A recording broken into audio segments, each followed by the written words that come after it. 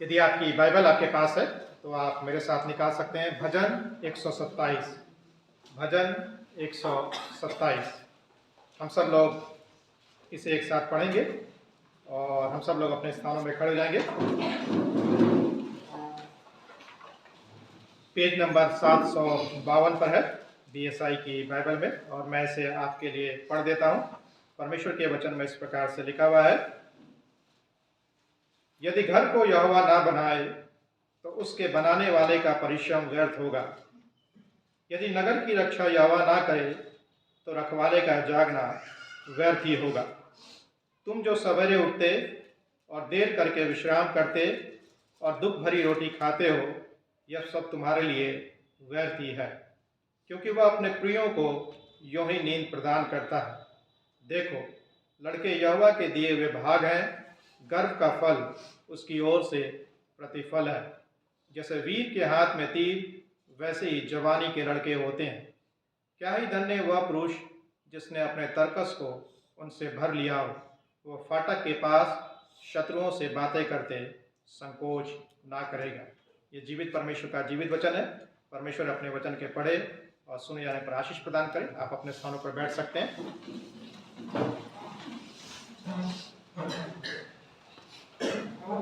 आइए हम प्रार्थना करें।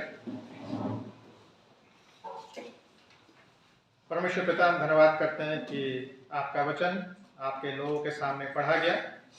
धन्यवाद करते हैं कि इस वचन में जीवन है और इस वचन में सामर्थ है, और हम धन्यवाद करते हैं कि ये वचन देधारी हुआ और हम सब ने उसकी महिमा देखी।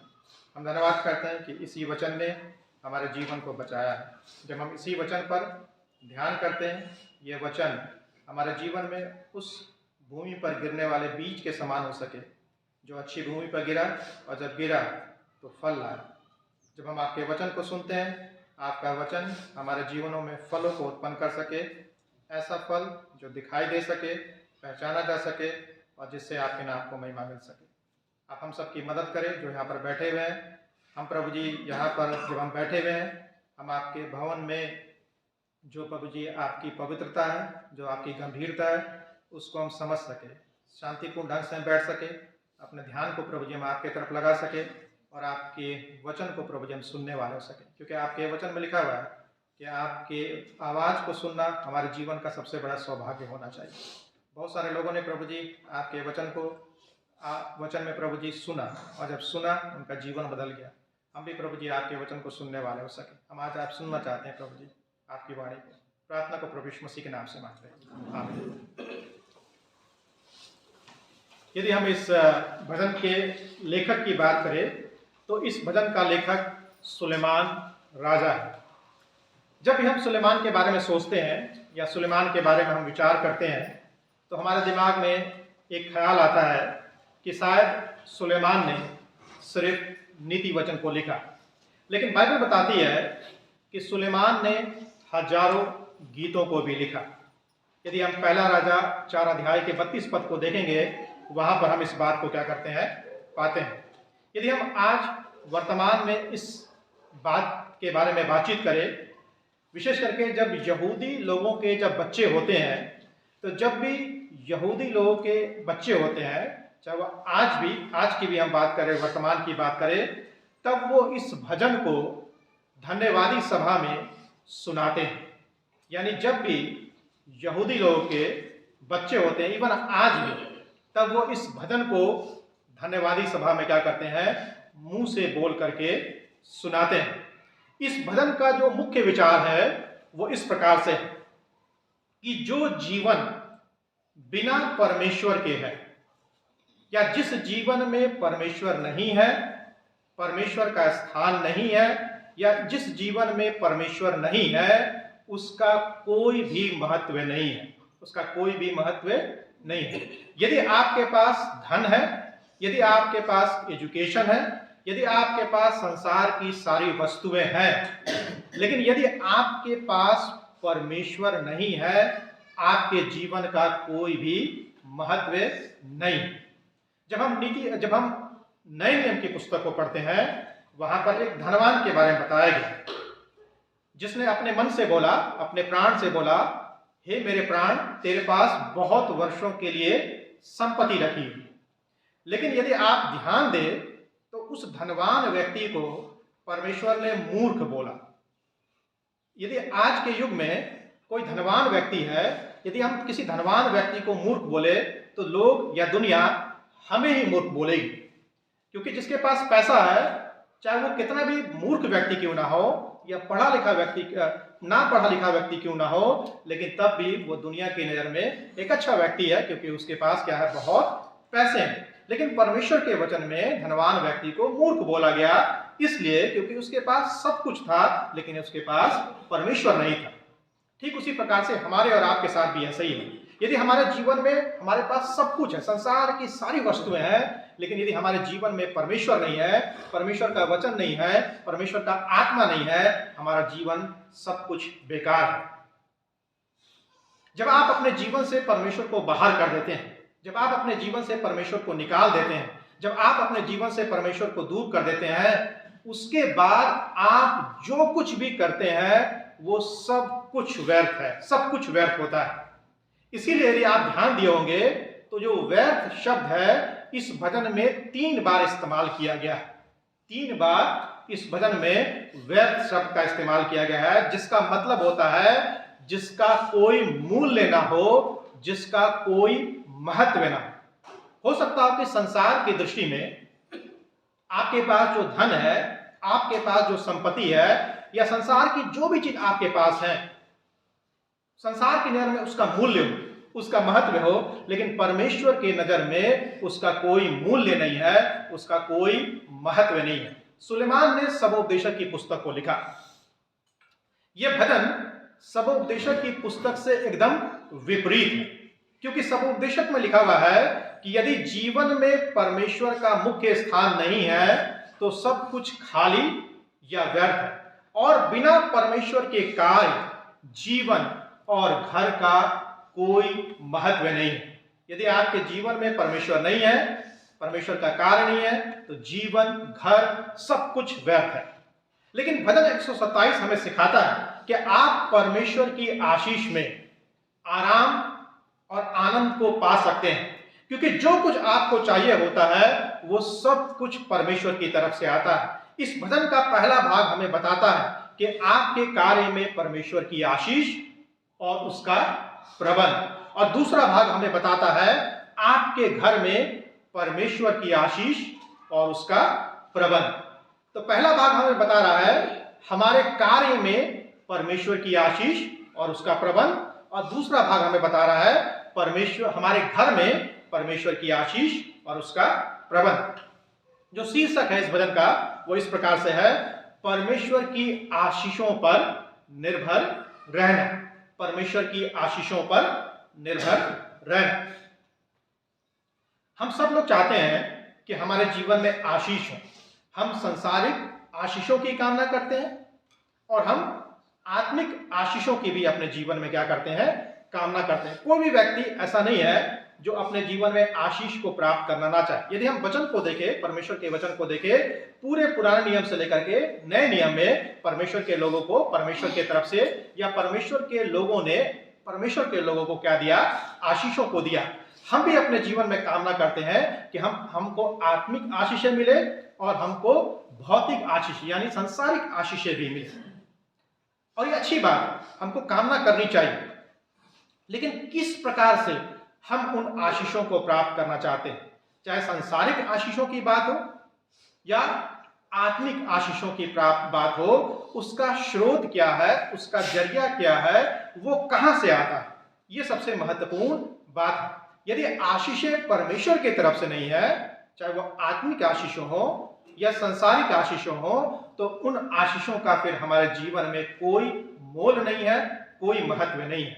यदि आशीषें परमेश्वर की तरफ से है तब उसका मोल है और उसका हमारे जीवन में क्या है, महत्व है। जो पहली बात है जिसको हम देखना चाहते हैं 1 और 2 पद के अनुसार, वो इस प्रकार से है, आपके कार्यों में परमेश्वर की आशीष और उसका प्रबंध।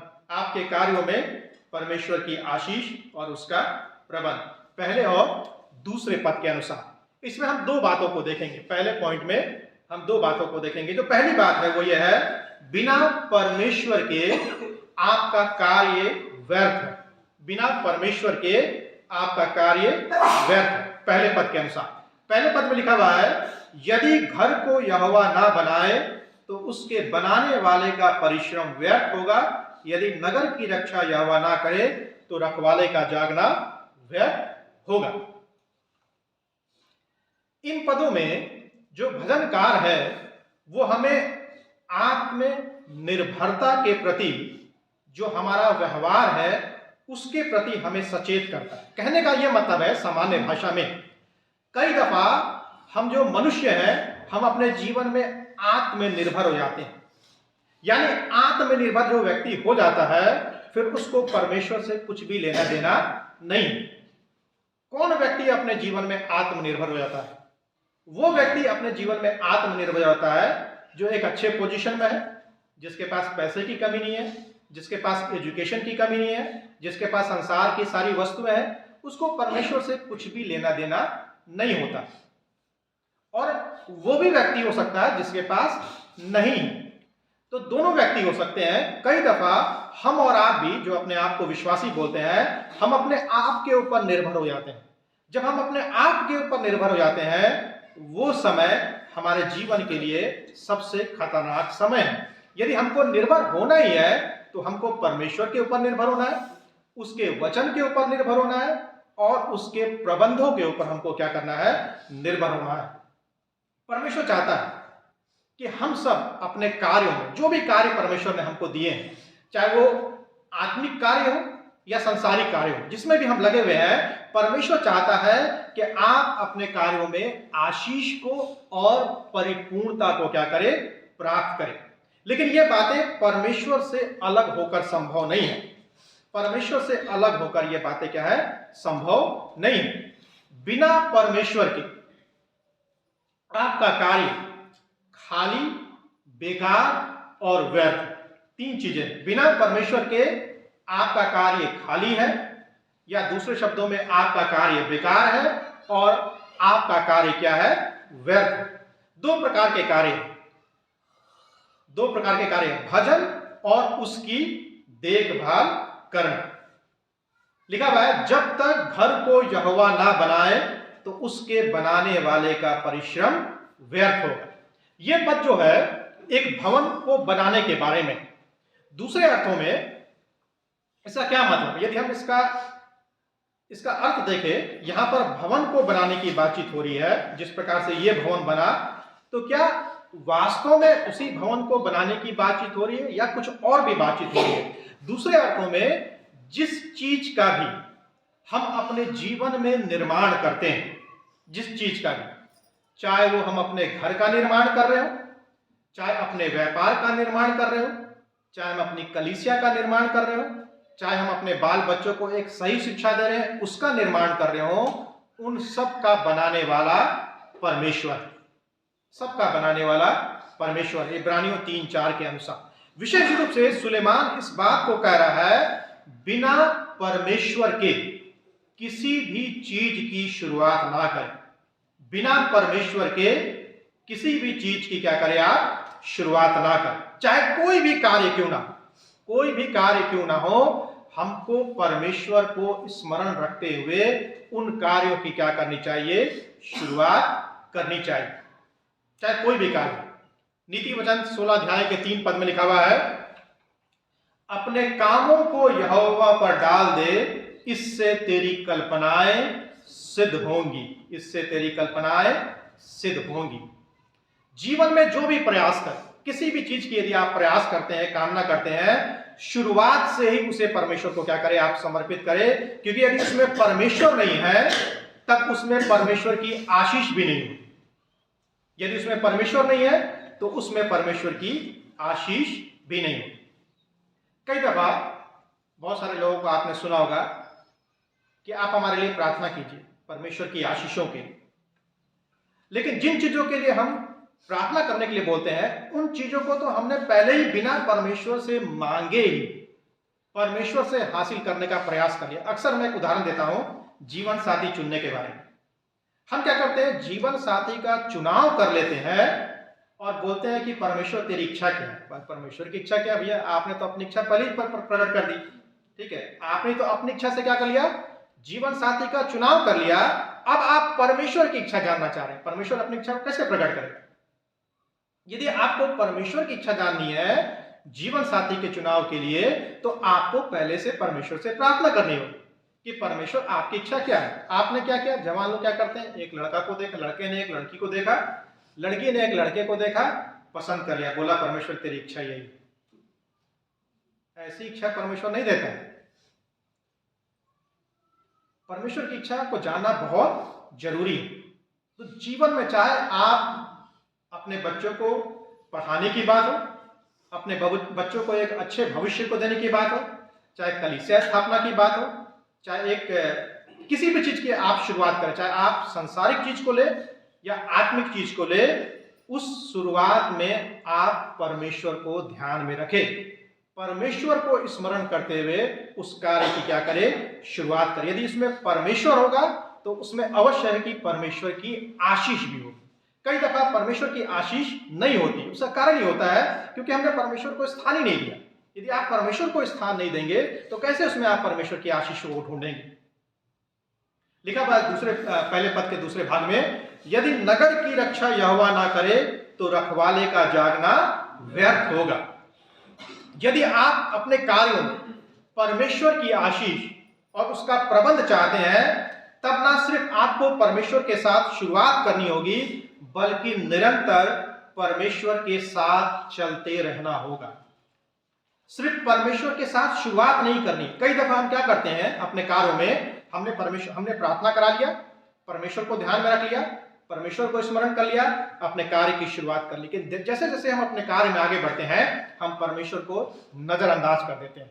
अपने परिवारों में, अपने व्यक्तिगत जीवन में, अपने कार्यों में, अपनी सेवकाइयों में, हर एक चीज में हम परमेश्वर को क्या कर देते हैं, अलग कर देते हैं। जब शुरुआत करते हैं तो बड़ा जोश होता है, बड़ा उत्साह होता है, परमेश्वर को स्मरण करते हुए सब कुछ करते हैं, लेकिन जब हम जीवन में सफलता को प्राप्त कर लेते हैं तो सफलता प्राप्त करने के साथ ही साथ हम परमेश्वर को अपने जीवन से क्या कर देते हैं, दूर कर देते हैं। The great wall of China, China की दीवार, चीन की दीवार के बारे में हम सब लोगों ने सुना है। चीन की दीवार का निर्माण किया गया बाहरी लोगों से, शत्रुओं से चीन के लोगों की सुरक्षा करने के लिए। 14,000 मील, यदि आज उसका कैलकुलेशन करें तो लगभग बोलते हैं 21,000 किलोमीटर लंबी है, लेकिन यदि हम ध्यान से देखें तो 14,000 मील यानी 6,437 किलोमीटर लंबी है चीन की दीवार। 6,437 किलोमीटर। यदि कश्मीर से कन्याकुमारी की दूरी भी नापे तो कश्मीर से कन्याकुमारी की दूरी मुश्किल से 4,000 किलोमीटर होगी, और ये 6,437 किलोमीटर लंबी है, लगभग 20 फुट ऊंची है। यानी इस कमरे से इसके ऊपर वाला जो कमरा है उतनी ऊंची है, दूसरी मंजिल तक ऊंची है। कहीं कहीं पर ये 12 से 40 फीट चौड़ी है। लोग बोलते हैं कि यदि उसमें घोड़ों की रेस कराई जाए तो एक बार में 5 घोड़े चीन की दीवार पर रेस लगा सकते हैं, इतनी चौड़ी। क्यों बनाया गया था चीन की दीवार? लोगों की सुरक्षा करने के लिए। लेकिन जो मंगोल्स लोग थे वो चीन के अंदर घुस गए, बिना दीवार को तोड़े, बिना दीवार को फांदे चीन के अंदर घुस गए। कैसे? उन्होंने सुरक्षा कर्मियों को घूस दे दिया, और घूस देकर क्या हो गए, वो अंदर घुस गए। लिखा हुआ, जब तक नगर की रक्षा यहोवा ना करे रखवाले का जागना व्यर्थ होगा। हम लोग गेट में ताला लगा रखते हैं, मैं बार बार बोलता हूँ, ये गेट में ताला लगा दो। दिन भर में पता नहीं 10 बार बोल देता हूँ। हो सकता है कि सोचते हो कि हमको डर लग रहा है। छोटे गेट में भी ताला है, बड़े गेट में भी ताला, इधर भी ताला, उधर भी ताला, सब तरफ हम ताला मारते हैं। हो सकता है कि आप सोचे कि आप सुरक्षित हैं। ताला मारने से हमारा जीवन सुरक्षित नहीं होगा। यदि परमेश्वर आपके साथ है तो आपका जीवन सुरक्षित है, चाहे आप आग के भट्टे में भी क्यों ना। शद्रक, मेशक और अबेदनगो का जीवन आग के भट्टे में भी सुरक्षित था, नबूकदनेस्सर के सामने भी सुरक्षित था। दानियल का जीवन नबूकदनेस्सर के सामने भी सुरक्षित था, और जब शेरों की मान में डाला गया तब भी दानियल का जीवन क्या था, सुरक्षित। यूसुफ का जीवन जेल के अंदर भी सुरक्षित था, पोतीफर के घर के अंदर भी सुरक्षित था, और जब वह फिरौन के यहाँ था तब भी उसका जीवन क्या था? सुरक्षित था। इजरायली लोग, जब इजरायली लोगों के पीछे फिरौन की सेना थी और सामने लाल समुद्र था, तब भी इजरायली लोगों का जीवन सुरक्षित था, क्योंकि परमेश्वर उनके साथ था। क्योंकि परमेश्वर दिन में बादल के खंभे के रूप में और रात में आग के खंभे के रूप में क्या कर रहा था? उनकी अगुवाई कर रहा था। यदि आप परमेश्वर को छोड़ देंगे, सब कुछ क्या है? व्यर्थ है। यदि आप परमेश्वर को छोड़ देंगे तो सब कुछ व्यर्थ है। यूहन्ना 15 में लिखा हुआ है, यीशु मसीह ने कहा, मेरे से अलग होकर तुम कुछ भी नहीं कर सकते। मेरे से अलग होकर तुम कुछ भी नहीं कर सकते। अपने कार्यों में परमेश्वर को बुलाएं और उसकी आशीषों को क्या करें? मांगे। परमेश्वर चाहता है कि आप अपने कार्यों में आशीष और परिपूर्णता को प्राप्त करें, लेकिन आप परमेश्वर की आशीष और परिपूर्णता को तभी प्राप्त कर पाएंगे जब आपके जीवन में, आपके कार्यों में, आपके परिवार में परमेश्वर केंद्र में रहेगा। पहले पॉइंट में दूसरी बात, परमेश्वर जिनसे प्रेम करता है उन्हें आराम प्रदान करता है। परमेश्वर जिनसे प्रेम करता है उन्हें आराम प्रदान करता है। कठिन काम करना हमेशा उत्तर नहीं। हम सोचते हैं कठिन काम करेंगे, कठिन परिश्रम करेंगे तो यह सबसे अच्छी बात है। हाँ, कठिन काम करना है, कठिन परिश्रम करना है, इसमें कोई दो राय नहीं है, लेकिन परमेश्वर पर भरोसा रखना उत्तर है। कठिन काम करना सफलता का मापदंड नहीं है, कठिन परिश्रम करना सफलता का मापदंड नहीं है, लेकिन उस कठिन काम में परमेश्वर पर भरोसा रखना यह उत्तर है। एक प्रभु के दास हुए ई पीटरसन, उन्होंने इस प्रकार से बोलते हैं इंग्लिश में, don't work like the devil, यानी शैतान की तरह काम ना करें। Don't work like the devil, शैतान की तरह काम ना करे। वर्क लाइक ए बिलीवर, एक विश्वासी के समान काम करे। Work like a child of God, परमेश्वर की संतान के समान काम करे। कई दफा हम शैतान के समान काम करते हैं, हम अपने आप को विश्वासी बोलते हैं, परमेश्वर के बच्चे बोलते हैं। कई दफा हम परमेश्वर के भवन में भी उपस्थित रहते हैं, लेकिन हमारा ध्यान नहीं रहता। ठीक है, हम परमेश्वर के वचन को सुन रहे हैं, लेकिन कई दफा हम क्या करते हैं? हम मोबाइल फोन में व्यस्त हैं, बातें करने में व्यस्त हैं। अभी भी मैं नाम ले सकता हूं कौन कौन बातें कर रहा है, लेकिन मैं नाम नहीं लेना चाहता। ठीक है, हम कहां बैठे? परमेश्वर के भवन में बैठे हैं। हम अपने आप को क्या दिखा रहे हैं? कि हम परमेश्वर के बच्चे, परमेश्वर के संतान, लेकिन लग नहीं रहा कि हम परमेश्वर के संतान है, परमेश्वर के बच्चे। क्या बोल रहा है? हमको विश्वासी व्यक्ति के समान काम करना, परमेश्वर की संतान के समान हमको क्या करना है? काम करना। परमेश्वर पर भरोसा रखे, वो आपकी जरूरतों को क्या करेगा? पूरा करेगा। वो आपकी जरूरतों को पूरा करे। परमेश्वर चाहता है कि आप कार्य करें और कठिन कार्य करें, लेकिन यह भी चाहता है कि वो आपको आराम दे। ये गलत नहीं है कि आप कठिन कार्य करें या परिश्रम करें, लेकिन उस कार्य का कोई मूल्य नहीं है जिसमें हम परमेश्वर के भरोसे को क्या कर देते हैं? निकाल देते हैं। जो भी आप कार्य करते हैं उसमें परमेश्वर के ऊपर आपको क्या करना है? भरोसा रखना है। किसी ने कहा है, काम के बिना कोई प्रार्थना नहीं, प्रार्थना के बिना कोई काम नहीं। ठीक है, काम के बिना कोई प्रार्थना नहीं और प्रार्थना के बिना कोई काम नहीं। भजन 127 को हमारे लिए आसान बनाता है इस प्रकार से। भजन 127 हमको हमारे लिए क्या करता है? आसान बनाता है। कैसे? किसी ने कहा है, इंग्लिश में इस प्रकार से कहा है, work hard, finish your day, trust God and go to sleep.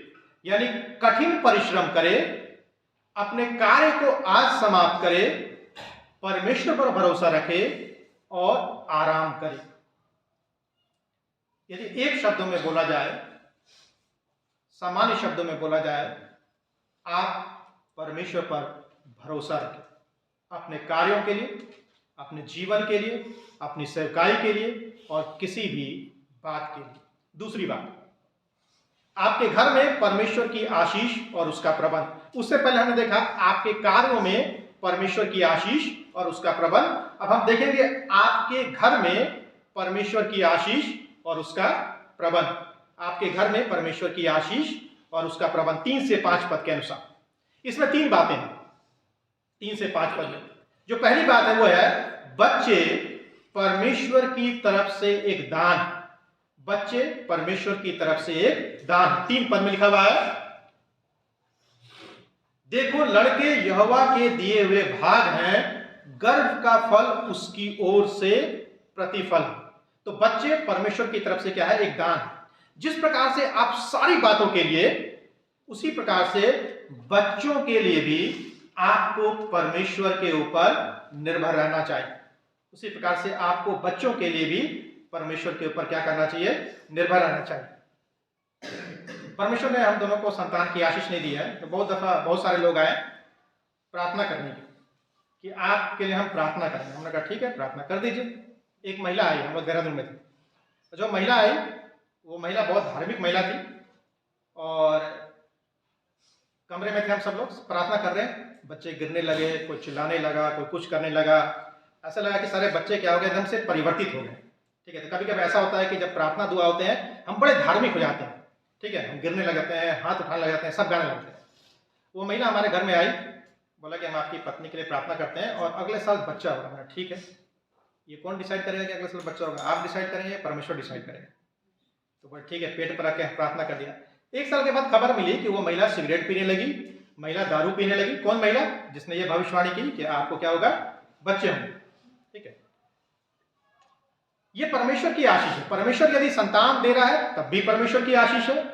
यदि परमेश्वर आशीष नहीं दे रहा है, संतान दे रहा है तब भी परमेश्वर की आशीष है। यदि परमेश्वर संतान नहीं दे रहा है तब भी परमेश्वर की आशीष है। कई दफा हम संतान के लिए प्रार्थना करते हैं और हमारे समाज में हमको बेटे की चाहत बड़ी होती है। ठीक है, कि बेटा मिल जाए, ऐसा बेटा मिल जाता है कि आपको बुढ़ापे में पूछता ही नहीं। ठीक है, मैं ये नहीं बोल रहा हूँ कि बेटा बेकार होते हैं, मैं भी अपने पिता का बेटा हूँ। ठीक है, लेकिन अगर आपको लड़की मिल गई तो भी परमेश्वर को धन्यवाद देना है, यदि लड़का मिल गया तब भी आपको परमेश्वर को धन्यवाद देना है। ठीक है, क्योंकि क्या लिखा हुआ है, गर्भ का प्रतिफल क्या है, परमेश्वर की ओर से। गर्भ का प्रतिफल, यदि गर्भ में लड़की है तब भी वो परमेश्वर की ओर से है, गर्भ में यदि लड़का है तब भी वो परमेश्वर की ओर से है। बच्चे परमेश्वर की तरफ से क्या है, एक दान है। याकूब ने इस बात को समझ लिया था और उसने इस बात को बोला, उत्पत्ति 33:3 में, परमेश्वर ने उसे अनुग्रह करके मुझको क्या किया है, दिया है। हन्ना ने भी इस बात को समझ लिया था। पहला सामुएल 1:27 में, इस बालक के लिए मैंने प्रार्थना की थी और यहोवा ने मुझे मुंह मांगा वरदान दिया है।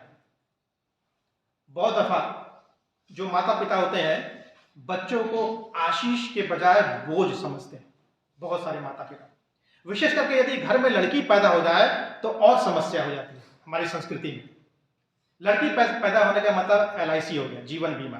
ठीक है, जीवन बीमा का मतलब पैसे खर्च होना। ठीक है, लड़की पैदा होने का मतलब बोझ हो गया। अब शादी होगी तो क्या करने पड़ेंगे, पैसे खर्च करने पड़ेंगे। और कई दफा अन्य कारणों से हम अपने बच्चों को क्या करते हैं, बोझ समझते हैं। कई दफा आपने माता पिता को सुना होगा, यदि आप किसी घर में जाएंगे, बच्चे बड़े शरारत कर रहे हैं, नटखट कर रहे हैं, तो बोलेंगे बड़ा सा शैतान बच्चा। अपने बच्चे को क्या बोल रहे हैं, शैतान का बच्चा बता रहे हैं। इसका मतलब वो बच्चा अगर शैतान का बच्चा है तो आप भी शैतान होंगे, इसका मतलब। ठीक, आपका ही बच्चा है, आप अपने बच्चे को क्या बोल रहे हैं, ये शैतान का बच्चा है। बच्चा किसका भैया, आप ही का तो बच्चा है। तो आप अपने बच्चे को बोल रहे हैं शैतान का बच्चा, इसका मतलब आप शैतान हो गए और आपका बच्चा हो गया वो। तो बोलते समय भी कई दफा हम क्या करते हैं, ध्यान नहीं देते। बच्चे बोझ नहीं होने चाहिए, बच्चे हमारे लिए आशीष का कारण होना चाहिए। उनसे पूछिए जिनके पास बच्चे नहीं। बाइबल में से बहुत सारे उदाहरण, हन्ना का उदाहरण देख लीजिए। हन्ना कितनी दुखियारी महिला थी। सारा का जीवन देख लीजिए, सारा कितनी दुखियारी महिला थी, लेकिन जब परमेश्वर ने उसको संतान दिया वो आनंदित हो गई, प्रफुल्लित हो गई। बच्चों को हमको बोझ नहीं समझना, बच्चों को हमको आशीष का कारण समझना है। उनको हमको सही शिक्षा प्रदान करनी है ताकि बच्चे हमारे लिए, कलीसिया के लिए, आपके लिए आशीष का कारण हो सके। हमारे घर में परमेश्वर की आशीष और उसका प्रबंध जो मिला है उस पर क्या करना है, हमको भरोसा करना है। दूसरी बात, बच्चे वृद्धा अवस्था में हमारी सहायता व सुरक्षा करते हैं। बच्चे वृद्धा अवस्था में हमारी सहायता व सुरक्षा करते हैं। पुराने नियम में जीवित रहने के लिए एक बड़े परिवार की आवश्यकता होती थी, क्योंकि ज्यादातर बच्चे परिवार की सुरक्षा और बचाव करते थे, तथा जो महामारी होती थी पुराने समय में, उसमें क्या होता था, बहुत सारे माता पिता अपने बच्चों को खो देते थे। इसलिए बहुत सारे बच्चों का होना बहुत जरूरी था उस समय, पुराने समय के काल में, बाइबल के समय काल में। लेकिन इसका यह मतलब नहीं है कि आज आपके पास बहुत सारे बच्चे हों। यह आपका निर्णय है कि आप अपने जीवन में कितने बच्चे चाहते हैं, यह आपका निर्णय। लेकिन जो भी हो, बच्चे परमेश्वर के क्या है, वरदान। हमें उस पर भरोसा करना है कि वो हमारी सारी जरूरतों को क्या करेगा, पूरा करेगा। संतान का कर्तव्य क्या है? संतान का कर्तव्य यह है कि जब माता पिता बुजुर्ग हो, माता पिता जब असहाय हो जाए, तब बच्चे उनकी क्या करे, देखभाल करे। व्यवस्था विवरण 5 अध्याय के 16 पद में परमेश्वर हमको इस बात को बताता है। क्या लिखा हुआ है व्यवस्था विवरण 5 अध्याय के 16 पद में? अपने माता पिता का आदर करना जैसे कि तेरे परमेश्वर यहोवा ने तुझे आज्ञा दी है, जिससे जो देश तेरा परमेश्वर यहोवा तुझे देता है उसमें तू बहुत दिन रहने पाए और तेरा भला हो। बच्चे परमेश्वर की तरफ से दान है। बच्चे वृद्धावस्था में हमारी सहायता और सुरक्षा करने के लिए है, परमेश्वर ने उनको दिया है। लेकिन उसके लिए हमको और आपको क्या करना है? उसके लिए हमको और आपको यह प्रयास करना है कि जो भी बच्चे परमेश्वर ने हमको और आपको दिए हैं, उनका हम सही तरीके से क्या करें, पालन पोषण करें। परमेश्वर के वचन के अनुसार हम उनका पालन पोषण करें। RWC में आपने सुना होगा, सर बोल रहे थे एक बात को, हम सब लोग संतान की आशीष चाहते हैं। सब लोग चाहते हैं कि उनका बेटा डॉक्टर बने, इंजीनियर बने, सब कुछ बने। ठीक है, यदि आपके पास ढेर सारे बच्चे हैं, मान 3-4 बच्चे हैं, तो जो सबसे पढ़ा लिखा व्यक्ति होगा, पढ़ा लिखा बच्चा होगा, आप सोचेंगे ये डॉक्टर बने। थोड़ा और पढ़ा लिखा होगा, आप सोचेंगे इंजीनियर बने। जो सबसे बिगड़ा और बदमाश बच्चा होगा, आप सोचते हैं कि पास्टर बने। ठीक है, सबसे खोटे बच्चे को किसके पास लेकर के आ रहे हैं? परमेश्वर के पास लेकर के आ रहे हैं। तो जो खोटा बच्चा परमेश्वर के पास लेके आएंगे तो कलीसिया का सुधार करेंगे, कलीसिया का बिगाड़ करेंगे। वो आपका सुधार नहीं कर पा रहा है तो कलीसिया का क्या सुधार करेगा? इसीलिए आप देखेंगे ज्यादातर बाइबल कॉलेज में कौन बच्चे जाते हैं? वो बच्चे जाते हैं जो बिगड़े होते हैं। हमारे परिवार से भी बहुत सारे लोग गए बाइबल कॉलेज में परमेश्वर के वचन को सीखने के लिए। जब बाहर से आ रहे थे तो उनके पॉकेट चेक किए गए तो उसमें दवाइयां निकली, ड्रग्स निकली। कौन थे? उनके पिताजी पास्टर। बच्चा क्या निकल गया? बेकार निकल गया। कहाँ भेज दिया? Bible college. क्या सीखने के लिए? परमेश्वर के वचन को सीखने के लिए। ऐसा लगता है कि बाइबल कॉलेज में सब स्वरदूत बैठे हुए। बाइबल कॉलेज में स्वरदूत नहीं है, इंसान। हम भी इंसान हैं, हम भी पाप करते हैं। मैं आपसे ज्यादा पाप करता हूं, हम सब इंसान हैं। लेकिन हमारा कर्तव्य क्या है? यदि यहां पर आश्रम में बच्चे हैं तो हमारा कर्तव्य यह है कि हम बच्चों को सही शिक्षा प्रदान करें, डांटे। यदि गलती करते हैं तो डांटे। यदि आपके पास बच्चे हैं, आपका कर्तव्य यह बनता है कि आप बच्चों को परमेश्वर के वचन के अनुसार शिक्षा प्रदान करें। यदि आप शुरुआत से उनको शिक्षा नहीं देंगे, परमेश्वर के वचन की शिक्षा नहीं देंगे, परमेश्वर के वचन से आगे बढ़ने के लिए उनको प्रेरित नहीं करेंगे, तो बच्चे आगे चलकर आपका कभी भी रिस्पेक्ट नहीं करेंगे। क्यों हमारे बच्चे आजकल संडे स्कूल में नहीं बैठते? क्यों हमारे बच्चे प्रार्थना सभा में नहीं आते? क्यों हमारे बच्चे जब चर्च में बैठते हैं तो उनको बोर लग जाता है, उठ के चले आते हैं, परेशान रहते हैं, बार बार घड़ी को देखते रहते हैं। ऐसा लगता है कि बहुत ऐसी जगह बैठ गया जहां पर परेशान हो। क्यों? क्योंकि हमने उनको सिखाया नहीं, उनको समझाया नहीं, परमेश्वर के वचन से उसको प्रेरित नहीं किया। हम दुनिया का ज्ञान देना चाहते हैं, लेकिन जो सबसे महत्वपूर्ण ज्ञान है, जो हमारे जीवन को नई दिशा दे सकता है, जो परमेश्वर के वचन में पाया जाता है, उसके तरफ उससे हम बच्चों को नहीं सिखाते हैं। तीसरी बात और अंतिम बात, परमेश्वर आपकी सारी आवश्यकताओं का प्रबंध करेगा। परमेश्वर आपकी सारी आवश्यकताओं का प्रबंध करेगा। अंतिम पद में लिखा हुआ है, क्या ही धन्य वह पुरुष जिसने अपने तरकश को उनसे भर लिया हो, वह फाटक के पास शत्रुओं से बातें करते संकोच ना करे। चाहे संतान हो या संतान ना, परमेश्वर आपकी सारी आवश्यकताओं का प्रबंध करेगा। भजन 55 अध्याय के 52 पद में लिखा हुआ है, अपना बोझ यहोवा पर डाल दे, वह तुझे क्या करेगा? संभालेगा। अपना बोझ यहोवा पर डाल दे, वह तुझे संभालेगा। 40 साल तक जंगल में परमेश्वर ने इस्राएलियों की अगुवाई की। मालूम है क्या लिखा हुआ? ना तो उनके वस्त्र पुराने हुए और ना उनके पांव की जूतियां घिसी।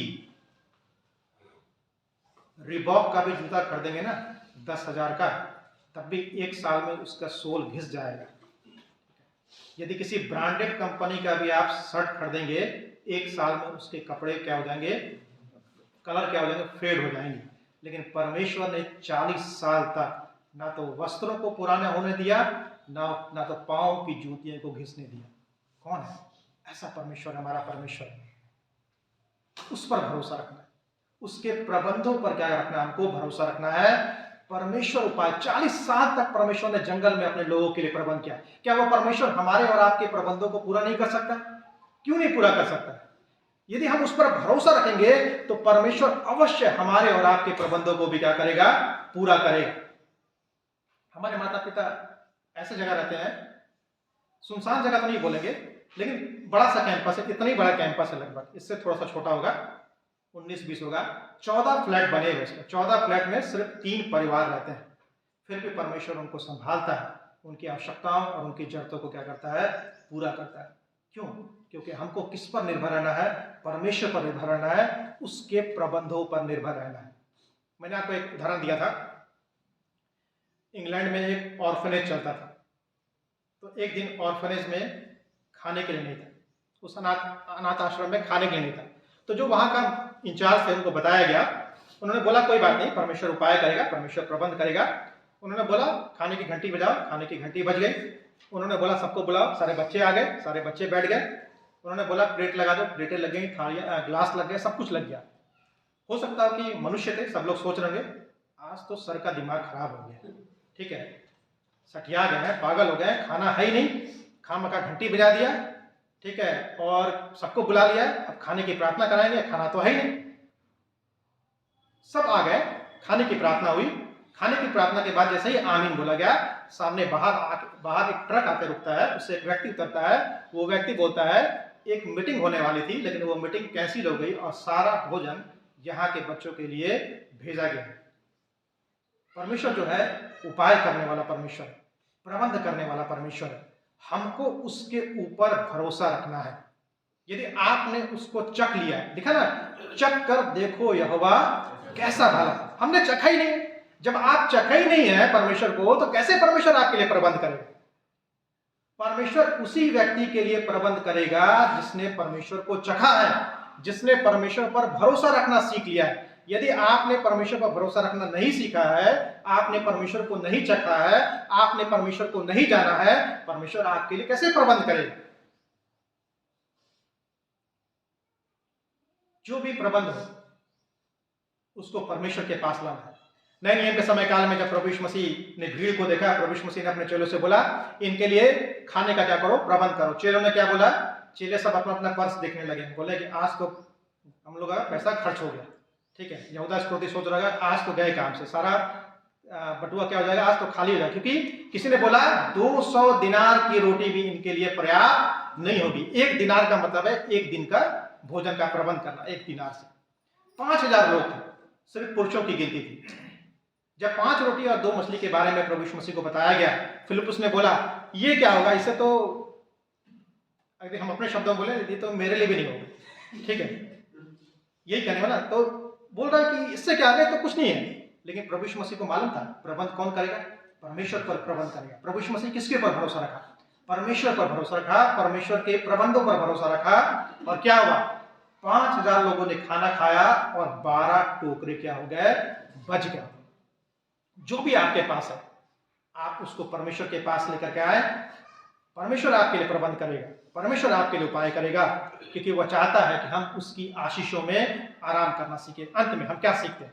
भजन 127 हमें सिखाता है कि अपने कार्य वो घर में परमेश्वर की आशीषों में विश्राम प्राप्त करें। जो भी हमारी आवश्यकता है वो परमेश्वर की तरफ से आती है। भजन 127 हमें 4 महत्वपूर्ण सिद्धांतों को सिखाता है, और ये चारों सिद्धांत हम प्रभु यीशु मसीह के जीवन में देखते हैं। जब प्रभु यीशु मसीह इस दुनिया में थे, प्रभु यीशु मसीह ने इन चारों सिद्धांतों को अपने जीवन में लागू किया। पहला सिद्धांत क्या है? जिस भी कार्य की शुरुआत करे उसे परमेश्वर को समर्पित करे। जिस भी कार्य की शुरुआत करे उसे परमेश्वर को समर्पित करें। यदि हम प्रभु यीशु मसीह के जीवन की बात करें, प्रभु यीशु मसीह को चेलों का चुनाव करना था। प्रभु यीशु मसीह ने क्या किया? प्रभु यीशु मसीह ने ये नहीं बोला कि वैकेंसी निकली है, ठीक है, कि जो बीए पास होगा, एमए पास होगा, सबसे ज्यादा पढ़ा लिखा होगा, उसको जॉब मिलेगी, चेले की जॉब मिलेगी। प्रभु यीशु मसीह ने ये नहीं बोला।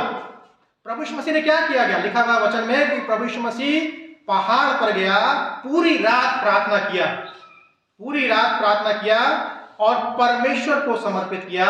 उसके बाद चेलों का प्रभु यीशु मसीह ने क्या किया? चुनाव किया। तो जिस भी कार्य की आप अपने जीवन में शुरुआत करना चाहते हैं, उसमें उसे परमेश्वर को क्या करें? आप समर्पित करें। दूसरी बात, जो भी आपके पास है उसे परमेश्वर को समर्पित करें। जो भी आपके पास, चाहे आपका समय, आपका धन, आपका टैलेंट, जो भी कुछ भी आपके पास है, उसको परमेश्वर को क्या करना है? समर्पित करना। यदि आप अपने समय को परमेश्वर को समर्पित करेंगे, अपनी टैलेंट को परमेश्वर को समर्पित करेंगे, यदि आप अपने धन को परमेश्वर को समर्पित करेंगे, परमेश्वर उसको क्या करेगा? आशीष देगा। तीसरी बात, इस बात को जाने कि जो कुछ भी आपके पास है वो परमेश्वर के तरफ से आता है। जो कुछ भी आपके पास है, चाहे आपने उसको अपने टैलेंट से कमाया होगा या किसी चीज से भी आपने कमाया है, वो वास्तव में परमेश्वर के तरफ से। यदि आपने इस बात को अपने जीवन में समझ लिया है कि जो कुछ भी आपके पास है वो आपका नहीं है, वो परमेश्वर की तरफ से आता है, परमेश्वर आपको अवश्य आशीष प्रदान करेगा। चौथी और अंतिम बात, अपनी सारी आवश्यकताओं को पाने के लिए, चाहे आपकी वो सांसारिक आवश्यकता हो या आत्मिक आवश्यकता हो, उन सारी आवश्यकताओं को पाने के लिए आप परमेश्वर पर भरोसा रखें। अंत में इस बात को कहने के द्वारा समाप्त करूंगा, जब हम परमेश्वर से अलग होकर कुछ करने का प्रयास करते हैं, तब हम परमेश्वर की आशीष से वंचित रह जाते हैं। यीशु मसीह को क्यों परमेश्वर ने आशीष दी? यीशु मसीह को क्यों परमेश्वर ने सबसे महान नाम दिया? क्योंकि यीशु मसीह ने कभी भी परमेश्वर से अलग होकर कुछ भी करने का प्रयास नहीं किया। वो स्वयं परमेश्वर था, लेकिन इस संसार में जब वो मनुष्य था, उसने कभी भी परमेश्वर पिता से अलग होकर कुछ भी करने का प्रयास नहीं किया। प्रभु यीशु मसीह ने यूहन्ना रचित सुसमाचार क्या बोला? मैं क्या हूं? मैं डाली हूं और तुम क्या हो? दाखलता हूं। मुझसे अलग होकर तुम कुछ भी नहीं कर सकते। तो जब हम परमेश्वर से अलग होकर कुछ करने का प्रयास करते हैं, तब हम परमेश्वर की आशीषों से वंचित रह जाते हैं। इसीलिए हमेशा परमेश्वर को अपने जीवन के सामने और हमेशा अपने जीवन के केंद्र में रखें। उसको अपने घर में, अपने कार्यों में और अपने व्यक्तिगत जीवन में क्या करें? अपना केंद्र बनाएं और परमेश्वर की आशीषों पर और उसके प्रबंधों पर निर्भर रहना सीखें। परमेश्वर आप सबको अपने वचन के पढ़े और सुने जाने पर आशीष प्रदान करें। आइए हम प्रार्थना करें।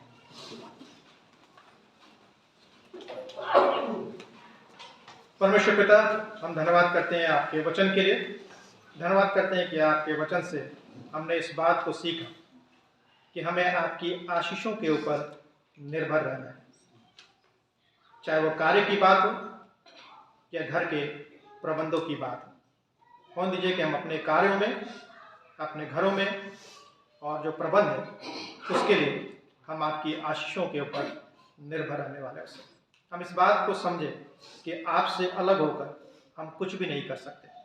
यदि हम आप में बने रहेंगे, हम बहुत कुछ कर सकते हैं और संसार के प्रभु जी चुनौतियों के ऊपर हम विजय को प्राप्त कर सकते हैं।